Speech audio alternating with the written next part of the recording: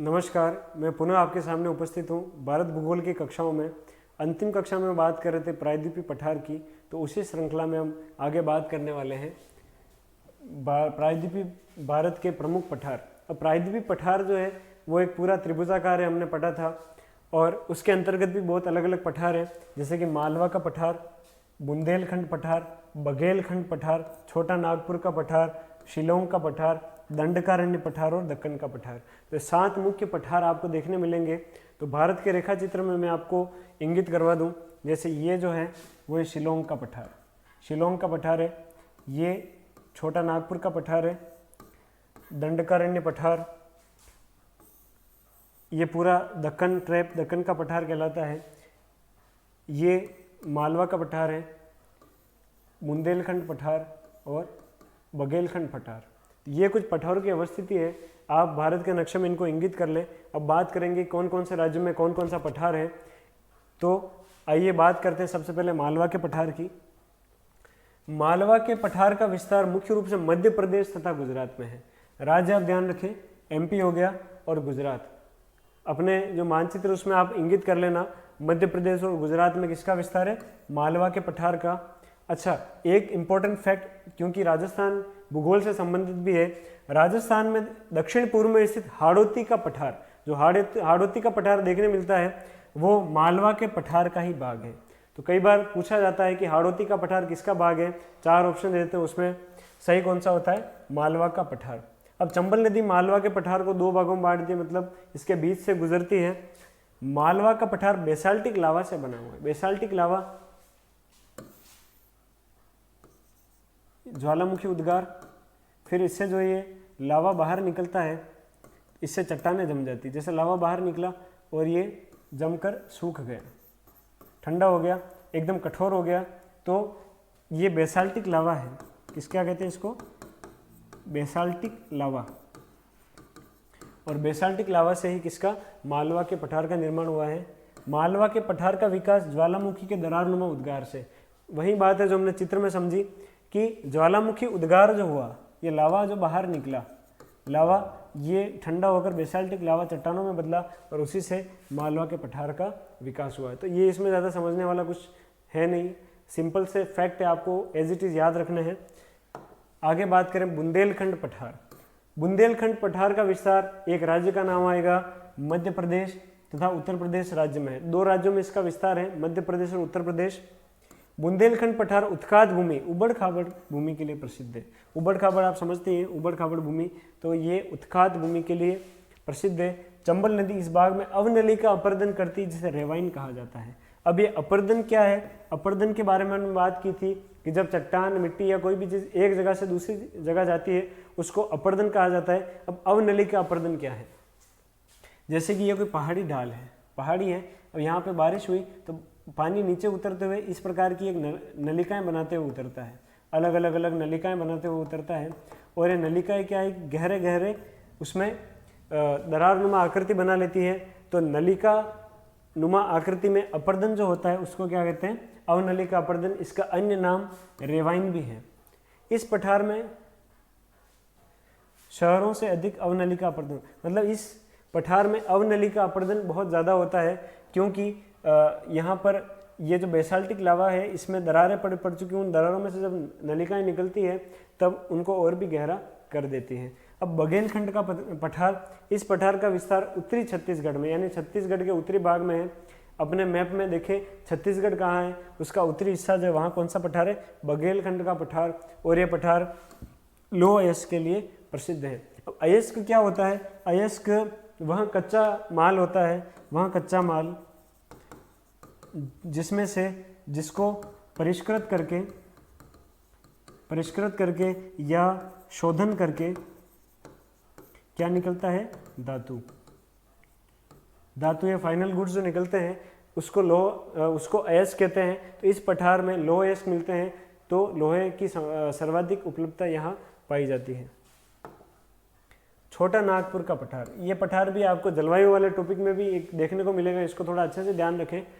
छोटा नागपुर के पठार का विस्तार पश्चिम बंगाल, झारखंड तथा उड़ीसा राज्य में है। 3 राज्य के नाम बता दिए मैंने, पश्चिम बंगाल, झारखंड तथा उड़ीसा। छोटा नागपुर के पठार को भारत का रूर या रूहर प्रदेश कहा जाता है। ये इंपॉर्टेंट फैक्ट है। छोटा नागपुर के पठार को भारत का रूर या रूहर प्रदेश कहा जाता है। अब रूहर प्रदेश जो है वो जर्मनी में है और खनिजों के लिए समृद्ध है। अब आपने देखा होगा जब कोई स्थान किसी विशेष चीज़ के लिए प्रसिद्ध होता है, स्थान या व्यक्ति, जब दूसरा व्यक्ति वैसा कोई काम करता है, जैसे कि आपने देखा होगा कि भामाशाह जो हैं उन्होंने महाराणा प्रताप की सहायता की थी अपना धन देकर, तो आज कोई भी व्यक्ति दान करता है उन्हें भामाशाह के नाम से संबोधित किया जाता है। ठीक उसी प्रकार जर्मनी का रूहर प्रदेश जो है वहाँ पर खनिजों से समृद्ध प्रदेश है।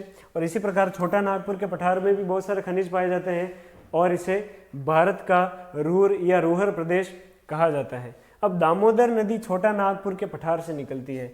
यह आपका छोटा नागपुर का पठार, और इससे कौन सी नदी निकल रही है? दामोदर। दामोदर नदी छोटा नागपुर पठार, रांची पठार, हजारीबाग पठार तथा पलामू पठार में विभक्त है। अब तीन छोटे पठार इसमें आते हैं, रांची, हजारीबाग और पलामू पठार। तो आप इनका नाम अच्छे से याद रखें। सुमेलित करने वाले, बेमेल या विभेद करने वाले में पूछा जा सकता है। सही और गलत कथन वाले प्रश्नों में भी ये पूछा जा सकता है। छोटा नागपुर पठार की सबसे ऊंची चोटी पारसनाथ पर्वत है जो कि झारखंड में स्थित है। तो ऊंची चोटियों का आप एक बार अलग से सारणीयन करके उन्हें चिन्हित कर लेना है आपको। दामोदर घाटी छोटा नागपुर के पठार से, दामोदर नदी छोटा नागपुर के पठार से निकलती है। अच्छा, एक चीज़ और, दामोदर नदी को बंगाल का शोक कहा जाता था। अब कहा जाता था, इस पे ध्यान दें। बंगाल का शोक थी दामोदर नदी, और थी क्यों? अब शोक क्या होती है और नदी किस प्रकार से शोक है?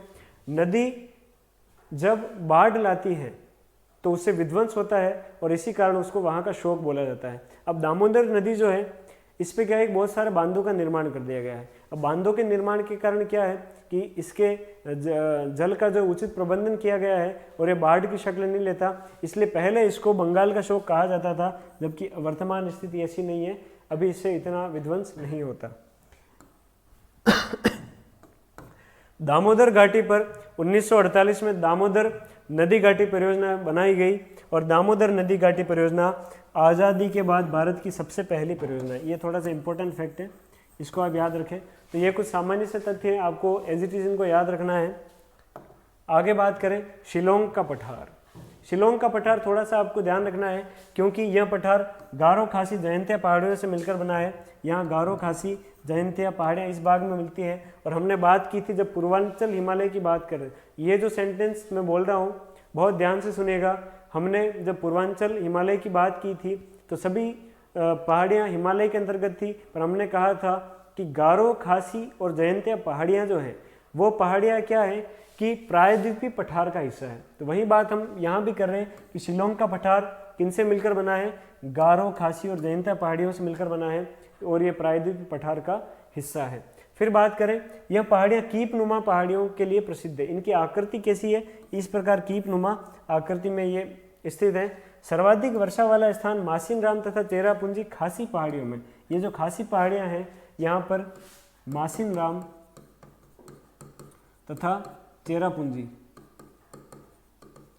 पहाड़ियाँ यहाँ पाई जाती हैं। शिलोंग पठार की सबसे ऊंची चोटी नोकरेक है। ये थोड़ा सा ध्यान रखें, क्यों कि जैवमंडल आरक्षित क्षेत्र है।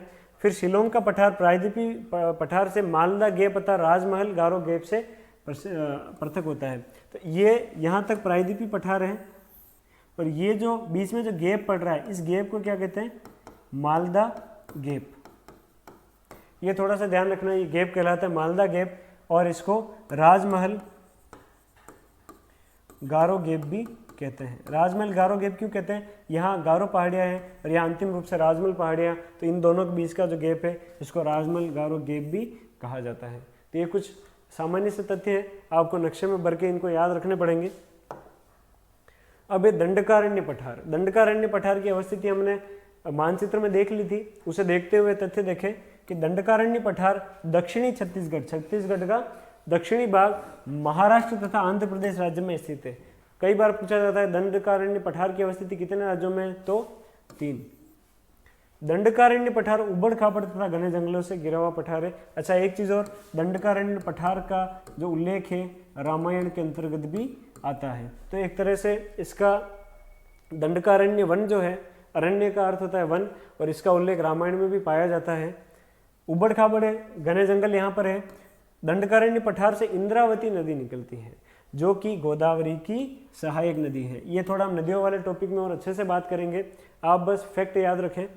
इंद्रावती नदी पर छत्तीसगढ़ में चित्रकूट जलप्रपात है। कौन सा जलप्रपात है? चित्रकूट जलप्रपात है, जिसे भारत का मिनी न्यागरा जलप्रपात भी कहते हैं। आप एक काम करें, जो भी अलग से इन्फॉर्मेशन आती है जिस जलप्रपात, उसको एक अलग पेज पे नोट करते जाएं, ताकि जब आप पूरे भारत भूगोल कंप्लीट कर लेंगे तब आपके पास एक अलग से सारणी उपलब्ध होगी कि कौन सा जलप्रपात कहाँ स्थित है। खैर, इसकी एक अलग से वीडियो बना दी जाएगी। फिर नियाग्रा जलप्रपात, अब इसको मिनी नियाग्रा जलप्रपात कहते हैं भारत का, किसको? चित्रकूट जलप्रपात को। अब नियाग्रा जलप्रपात क्या? यूएसए तथा कनाडा के बीच सेंट लॉरेंस नदी पर एक जलप्रपात स्थित है, ठीक है। तो उसी के आधार पर इसको भारत का मिनी नियाग्रा फॉल या मिनी नियाग्रा जलप्रपात कहा जाता है। आगे बात करेंगे दक्कन का पठार। दक्कन का पठार भारत का सबसे बड़ा पठार है। दक्कन के पठार बेसाल्टिक लावा से निर्मित है, इसलिए इस पठार में काली मृदा पाई जाती है। बेसाल्टिक लावा हम चर्चा कर चुके हैं कि बेसाल्टिक लावा क्या होता है, और लावा जब अपरदित होता है, वो टूटता है, खंडित होता है, तो उससे जो है आपकी काली मृदा बनती है। अब काली मृदा में नमी रोकने की क्षमता सबसे अधिक होती है। अब नमी रोकने की क्यों? क्योंकि इसके कण जो होते हैं पास पास होते हैं। अब जब पास पास कण होंगे तो पानी को ये पारगम्य नहीं होने देगी, पानी को पार नहीं जाने देगी, और इसीलिए इसको ये काली मृदा की बात कर रहा हूँ मैं, तो ये चिकनी होती है और पानी रोकने की क्षमता अधिक होती है। इसको काली कपासी मृदा या रेगुर मृदा कहते हैं।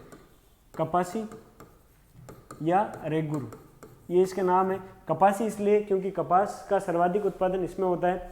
अच्छा, काली मृदा से संबंधित एक विशेष तथ्य, इसको स्वतः जुताई वाली मृदा भी कहते हैं। क्या कहते हैं? स्वतः जुताई वाली मृदा। स्वतः जुताई वाली मृदा कैसे? आपने देखा होगा कि मिट्टी में जब पानी होता है पूरी गिल्ली होकर एक हो जाती है, सूखती तो उसमें दरारें पड़ जाती है। अब ये जुताई का मतलब क्या होता है? जमीन में दरारें करना, उसको उसमें हल चलाना। तो इस मिट्टी में इस प्रकार की दरारें जो है वो पड़ जाती है, इसलिए इसको स्वतः जुताई वाली मिट्टी भी कहा जाता है।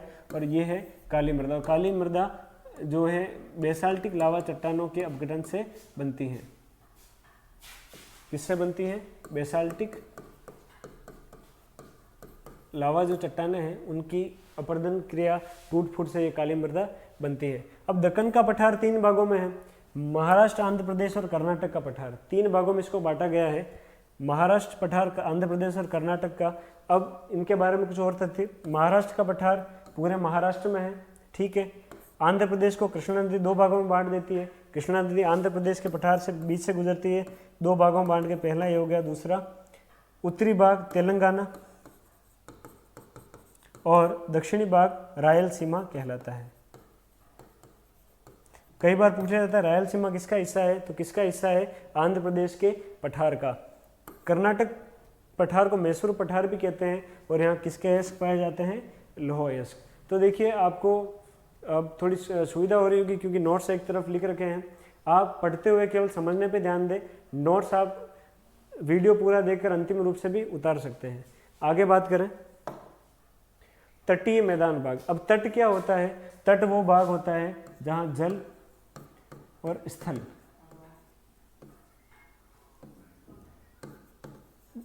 जल और स्थल के बीच का भाग जो इसको क्या कहते हैं? तट।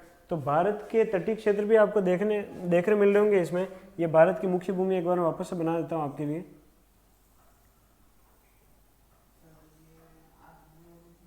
ठीक है, तो ये भारत की मुख्य भूमि है। इधर दोनों तरफ सागर है, दक्षिण में भी। तो ये तट है। अब तट, प्रमुख तट है काठियावाड़ तट, कोंकण तट, कन्नड़ या कनारा तट भी कहते हैं इसको, मालाबार तट हो गया। आगे आपका कोरोमंडल, गोलकोंडा तट भी हो गया। गोलकोंडा को उत्तरी सरकार तट भी कहते हैं। उत्कल या कलिंगा तट और बोंगा तट। तो मैं एक बार आपको अच्छे से यहाँ अवस्थिति बता देता हूँ। आपको करना क्या है कि भारत का भौगोलिक मानचित्र लेना है, और मानचित्र में ये सभी दर्शाने हैं। अब बात करें, अच्छा 2 तट हो गए। इधर के जितने भी तट हैं इनको हम कहेंगे पश्चिम तट, और इधर के जितने भी तट हुए उसको कहेंगे पूर्व के तट। तो ये सिंपल सी बात है, सामान्य अवधारणा की बात है। बात करें सबसे पहले काठियावाड़ तट, तो काठियावाड़ तट, काठियावाड़ या काकरापार तट कहाँ पड़ता है? गुजरात की सीमा पर। फिर कोंकण तट जो आपके महाराष्ट्र और गोवा में पड़ता है। कन्नड़ और कनारा तट आपके पड़ता है कर्नाटक में, और मालाबार तट केरल में। तो ये सारे तट जो है आपके, ये तट आपके हो गए पश्चिमी तट, और बचे हुए कौन से हैं? ये पूर्वी तट। पूर्वी तट में कोरोमंडल तट तमिलनाडु, गोलकोंडा तट ये आंध्र प्रदेश के किनारे पड़ता है, उत्कल या कलिंग तट ये उड़ीसा में, और बोंगा तट पश्चिम बंगाल में पड़ता है। तो ये इनकी अवस्थिति है। आप थोड़ा सा ये जैसे गंगा सागर द्वीप याद रखना है, गोदावरी नदी, पुलिकट झील, न्यू मैंगलोर, ये कुछ स्थान है आपको नक्शे में अच्छे से इंगित करने हैं, क्योंकि यही स्थान इनकी अवस्थिति को निर्धारित करेंगे। तो आइए इनके बारे में कुछ सामान्य चर्चा करते हैं। काठियावाड़ तट, अब अपन ने देखा काठियावाड़ तट ये गुजरात की तटीय सीमा पर है। विस्तार सर क्रीक से लेकर दमन तक है। सर क्रीक नाम के स्थल से लेकर दमन तक इसका विस्तार है।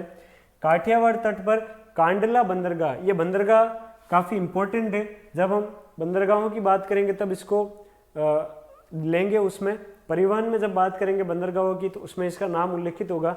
ये याद रखें, कांडला बंदरगाह एक ज्वारीय बंदरगाह है। अब बंदरगाह तो आप समझते हैं, बंदरगाह जहाँ पर नावें रुकती है, जहाँ पर उनमें माल चढ़ाया उतारा जाता है, मतलब जो भी ट्रेड किया जाता है। अब ज्वारीय बंदरगाह क्या है? ज्वार और भाटा क्या होता है? जैसे ज्वार समुद्र की लहरों का ऊपर उठना जल स्तर का, और नीचे गिरना कहलाता है भाटा। ठीक है, इसको थोड़ा सा आप, अगर मैं ट्रिक फॉर्म में बताऊं आपको अच्छे से याद रखने के लिए, कई बार लोग जल के नीचे गिरने को ज्वार बोल देते हैं, ऊपर उठने को भाटा बोल देते हैं। तो याद रखने में, जो ज्वार से आप समझें, एक ज्वार का पौधा है, ये जैसे ज्वार का पौधा हो गया, और इसमें पत्थर पड़े हुए नीचे, पत्थर को राजस्थानी में क्या कहते हैं? भाटा। तो ऊपर जो होगा उसको कहेंगे ज्वार, नीचे जो होगा उसको कहेंगे भाटा। लहरों का ऊपर उठना ज्वार कहलाता है, और नीचे गिरने क्या कहलाता है? भाटा। तो आशा करता हूँ एक सिंपल सा तरीका है इसको समझने का। लहरें ऊपर उठती है ज्वार, नीचे जाती है भाटा, और ऊपर और नीचे गिरने की क्रिया को ज्वार भाटा कहा जाता है। अब आगे बात करें कि ज्वारीय बंदरगाह क्या है, तो हमने देखा कि समुद्र का जल स्तर बढ़ता है और घटता है। तो जैसे ये कोई बाग है, ठीक है, यहाँ पर समुद्र है। अब जब ज्वार आएगा यानी जल यहाँ तक होगा, तब यहाँ पर जहाजें आ जाएंगी, जैसे शिप आ गए यहाँ पर। जब जल वापस उतरेगा तो शिप नीचे आ जाएगा, शिप में कुछ भी माल लोड करना वो कर देंगे, और जब वापस ज्वार आएगा, जल स्तर ऊपर होगा, तो जहाज पानी में चला जाएगा। तो इस तरीके से ज्वारी बंदरगाह है। और कांडला बंदरगाह को दीनदयाल उपाध्याय बंदरगाह भी कहा जाता है। कोंकण तट हमने बात की, महाराष्ट्र प्लस गोवा, महाराष्ट्र और गोवा के तट को कोंकण तट कहा जाता है। अब महाराष्ट्र के तट पर मुंबई बंदरगाह है। मुंबई बंदरगाह भारत का सबसे व्यस्ततम बंदरगाह है। ये थोड़ा सा इंपॉर्टेंट फैक्ट है, आप इसको थोड़ा अच्छे से याद रखें। मुंबई बंदरगाह को भारत का प्रवेश द्वार भी कहते हैं। गोवा के तट पर मार्मागांव बंदरगाह स्थित है। यह बंदरगाह जुआरी नदी के किनारे या मुहाने पर, इसके मुहाने पर स्थित है। मुहाना क्या होता है? जैसे नदी है, नदी जहाँ अपना जल समुद्र में डालती है, चाहे वो डेल्टा बनाकर डाले चाहे एस्चुरी बनाकर डाले, तो वो क्या कहलाता है? आपका मुहाना। अब डेल्टा और एस्चुरी क्या होता है, नदियों वाले टॉपिक में बात करेंगे। गोवा की सबसे प्रमुख नदी मांडवी है, और मांडवी पर दूध सागर जलप्रपात, और जलप्रपात आप समझ ही गए कि क्या होता है। तो ये कुछ सामान्य से तथ्य हैं तटों को लेकर। कन्नड़ अथवा कनारा तट कर्नाटक का तट है। कर्नाटक राज्य के तटीय क्षेत्र को कन्नड़ और कनारा तट कहते हैं। विस्तार गोवा से न्यू मैंगलोर मैंने आपको नक्शे में नोट करवाया था। तो गोवा से लेकर न्यू मैंगलोर तक किसका विस्तार है? कन्नड़ अथवा कनारा तट का। उसके बाद बात करेंगे शरावती नदी जो है वो कनारा तट पर आकर समुद्र में मिलती है, और शरावती नदी पर भारत का सबसे ऊंचा जलप्रपात, ये इंपॉर्टेंट फैक्ट है, इसको आप याद रखना इसको, कि शरावती नदी पर भारत का सबसे ऊंचा जलप्रपात, इसके बहुत सारे नाम हैं। पहला, इसको जोग जलप्रपात कहते हैं, इसको गैर सोपा जलप्रपात कहते हैं, महात्मा गांधी जलप्रपात, राजा जानी जलप्रपात कहा जाता है। तो ये सब भी क्या है? शरावती नदी पर स्थित है, एक ही जलप्रपात के नाम है और भारत का सबसे ऊंचा जलप्रपात है। न्यू मैंगलोर बंदरगाह कर्नाटक के तट पर है। इस बंदरगाह को भारत का कॉफी बंदरगाह कहा जाता है। किसको कहा जाता है? न्यू मैंगलोर बंदरगाह को भारत का कॉफी बंदरगाह कहा जाता है। और विश्व का कॉफी बंदरगाह सेंटोस बंदरगाह जो कि ब्राजील के पूर्वी तट पर स्थित है उसको कहा जाता है। अब बात करें मालाबार तट की। केरल के तट को मालाबार तट कहते हैं। केरल का जो तट है ये जैसे केरल राज्य है, इसके तट को क्या कहा जाता है? मालाबार तट कहा जाता है। इस तट का विस्तार न्यू मैंगलोर से कन्याकुमारी तक है। नक्शा में मैं आपको पहले बता ही चुका हूँ। मालाबार तट मसालों के निर्यात के लिए प्रसिद्ध है। मसाले यहाँ से बहुत एक्सपोर्ट किए जाते हैं। मालाबार तट पर स्थित कोच्चि बंदरगाह मसाला बंदरगाह कहलाता है। यहाँ पर सबसे अधिक मसाले जो है वो निर्यात किए जाते हैं, तो इसको मसाला बंदरगाह कहते हैं। कोच्चि बंदरगाह को अरब सागर की रानी कहते हैं। दक्षिण पश्चिम मानसून अथवा ग्रीष्मकालीन मानसून सबसे अधिक वर्षा मालाबार तट पर करता है। ये थोड़ा सा आप ध्यान रखें, क्योंकि समुद्र से जब ये उठता है तब केरल के मालाबार तट पे सबसे पहले टकराता है, सबसे अधिक वर्षा यहीं करता है। और दक्षिण पश्चिम मानसून से सबसे पहले वर्षा अंडमान निकोबार में होती है। एक चीज़ ध्यान रखें, ये हो गया आपका दक्षिण, ये दक्षिण और ये दक्षिण पश्चिम। दक्षिण पश्चिम मानसून सबसे पहले वर्षा कहाँ होती है? अंडमान और निकोबार द्वीप समूह में होती है, और ये होती है आपकी 25 मई को। कोरोमंडल तट, कोरोमंडल तट की अवस्थिति हम जान चुके हैं। तमिलनाडु के तट को कोरोमंडल तट कहा जाता है। आप एक चीज़ देख रहे होंगे, जैसे जैसे हम तथ्य पढ़ते जा रहे हैं राज्यवार नाम आते जा रहे हैं, तो आपको भारत का नक्शा बहुत अच्छे से याद होना चाहिए। राज्यवार अवस्थिति बहुत इंपॉर्टेंट भूमिका निभाती है। इस तट का विस्तार कन्याकुमारी से पुलिकट झील, पुलिकट झील ये आपके कन्याकुमारी से पुलिकट झील तक का है। उत्तरी पूर्वी मानसून तथा शीतकालीन मानसून से सर्वाधिक वर्षा कोरोमंडल तट पर होती है। किस मानसून से सर्वाधिक वर्षा कौन से तट पर होती है, ये भी अक्सर पूछ लिया जाता है, तो तथ्य याद रखें। तूतीकोरिन बंदरगाह तमिलनाडु के तट पर मन्नार की खाड़ी में स्थित है। मन्नार की खाड़ी क्या है? भारत और श्रीलंका के बीच की जो खाड़ी है इसको मन्नार की खाड़ी कहा जाता है।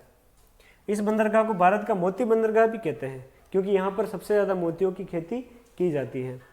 मन्नार की खाड़ी में सबसे अधिक मोतियों की खेती की जाती है।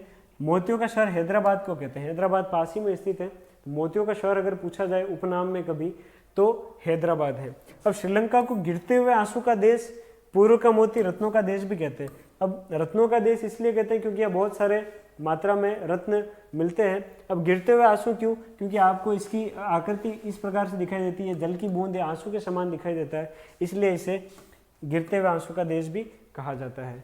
तो ये हो गई कोरोमंडल तट की बात। गोलकोंडा तट या उत्तरी सरकार तट, यह आंध्र प्रदेश का तट है। आंध्र प्रदेश राज्य की तटीय सीमा है। विस्तार पुलिकट झील से गोदावरी डेल्टा तक है। मैंने आपको पुलिकट झील भी बताई थी, गोदावरी डेल्टा भी आपको समझाया था, तो वहां से इसकी अवस्थिति को लिंक करें। विशाखापत्तनम बंदरगाह इसका सबसे प्रमुख बंदरगाह है। यह बंदरगाह भारत का सबसे गहरा बंदरगाह है। ये थोड़ा सा इंपॉर्टेंट फैक्ट है, ये थोड़ा सा आप ध्यान रखें। फिर बात करें, विशाखापत्तनम बंदरगाह डॉल्फिन पहाड़ियों से घिरा हुआ है, इसलिए प्राकृतिक बंदरगाह है। देखिए बंदरगाह का मतलब क्या होता है? जहां पर तट, मतलब जैसे अगर तटीय सीमा ज़्यादा लंबी है तो वहाँ बंदरगाह नहीं बन पाएगा, पर अगर वहाँ पर प्राकृतिक मतलब सुविधा ऐसी है कि गहराई ज़्यादा हो तो वहाँ प्राकृतिक रूप से बंदरगाह निर्मित होते हैं। उनको थोड़ा सा मॉडिफाई करके जहाज़ों के आवागमन परिवहन के लिए यूज़ किया जाता है उसको। तो ये विशाखापत्तनम बंदरगाह डॉल्फिन पहाड़ियों से घिरा हुआ है और एक प्रकार का प्राकृतिक बंदरगाह है। आगे बात करें उड़ीसा का तट। उड़ीसा के तट को उत्कल या कलिंग का तट भी कहा जाता है। यह उड़ीसा का तट है। इस तट का विस्तार गोदावरी डेल्टा से गंगा सागर द्वीप तक है। मैंने आपको गंगा सागर द्वीप के बारे में बताया था। पारादीप बंदरगाह इस तट का प्रमुख बंदरगाह है। ठीक है, पारादीप इसका प्रमुख बंदरगाह है। जापान को लौह अयस्क किसी बंदरगाह से निर्धारित किया जाता है, इसलिए इस बंदरगाह को लौह बंदरगाह कहा जाता है। अब क्या है कि जापान को लोहा बेचते हैं तो इसको लौह बंदरगाह भी कहा जाता है। बंगाल या बंगाल का तट अथवा बोंगा तट। अब पश्चिम बंगाल की तटीय सीमा को बोंगा तट कहा जाता है। इस तट का विस्तार गंगा सागर द्वीप से हुगली नदी तक है। अब हुगली नदी क्या है? गंगा की वितरिका है। अब वितरिका किसको कहते हैं और सहायक नदी, इसमें अंतर है, मैं आपको बताऊंगा। अब हुगली नदी पर कोलकाता बंदरगाह स्थित है। जो भारत का एक नदी बंदरगाह है। कौन सा है? कोलकाता बंदरगाह। ठीक है, तो ये हो गई कुछ बात। अब बात कर रहा था जैसे वितरिका का नाम है, तो आपने सहायक नदी का नाम सुना होगा पर वितरिका का नाम नहीं सुना। तो आइए मैं आपके कुछ नदी स्थलाकृतियों से आप परिचय करवाता हूँ। जैसे ये कोई मुख्य नदी प्रवाहित हो रही है, ये कोई मुख्य नदी है, तो इसमें जो सहायक नदी और छोटी नदी आकर मिलती है तो इसको क्या कहते हैं? सहायक नदी। सहायक नदी इसको कहा जाता है। जब नदी अपना पानी सागर में डालती है या उससे पहले पानी विभाजित होता है अलग अलग धाराओं में वापस, इसको कहते हैं वितरिका। अंग्रेजी में कहते हैं डिस्ट्रीब्यूटरी। क्या कहा जाता है? डिस्ट्रीब्यूटरी या वितरिका। अच्छा, नदी जब प्रारंभ होती जिस स्थान से निकलती है, जैसे यहाँ से निकली इस पर्वत पहाड़ी से, इसको कहते हैं उद्गम स्थल। उद्गम स्थल इसको कहा जाता है। और जब नदी अपना जल सागर में गिराती है तो उसको कहते हैं मुहाना। अब ये मुहाना जो है दो प्रकार से गिराती है। एक तो इस प्रकार की आकृति बनाती है, ये लगभग त्रिभुज की आकृति में बनता है, तो इसको डेल्टा कहा जाता है। डेल्टा कहा जाता है। और एक एस्चुरी और होती है। ये तो कहाँ, जब तट लंबा हो तब नदी यहाँ से यूं यूं इस तरीके से अवसाद जमते रहते हैं और साइड में से होकर धाराओं के रूप में जाती है। इसको क्या कहते हैं? इसको कहते हैं डेल्टा। तो डेल्टा बनने के लिए तट लंबा होना आवश्यक है। अच्छा, उन तटों का क्या जो खड़ा है, जैसे पश्चिमी घाट की बात करूँ मैं तो बिल्कुल सीधा है, तो यहाँ से अगर नदी गिरेगी तो सीधे ही सागर में गिरेगी, डेल्टा का निर्माण नहीं करेगी। इसको कहते हैं, दो नाम है इसके, अच्छे से याद रखें आप। दो नाम क्या है? इसको कहते हैं ज्वादनरमुख। ज्वादनरमुख कहते हैं, अंग्रेजी में इसको एस्चुरी कहा जाता है। तो ये हो गई तटीय सीमाओं की बात। अब मैं आपको एक बार पुनः रिवीजन करवा देता हूँ, हर तट का एक बार वापस अवस्थिति बता देता हूँ ताकि आपको थोड़ी आसानी रहेगी।